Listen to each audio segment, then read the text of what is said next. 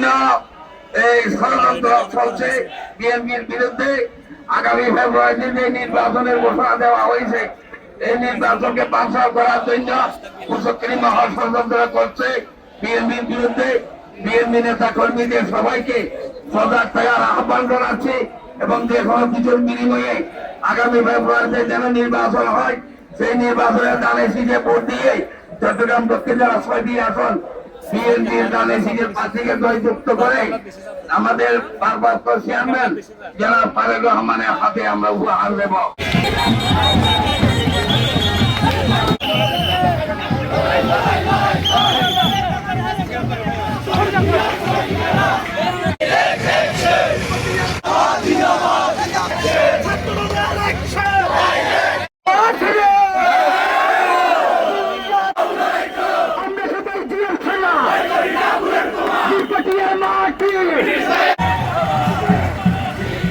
না গাড়িতে যাবো না।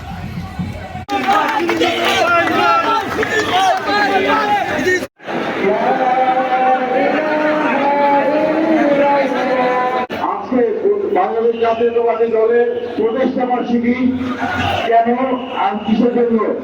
আমাদের বাংলাদেশের স্বাধীনতার জন্য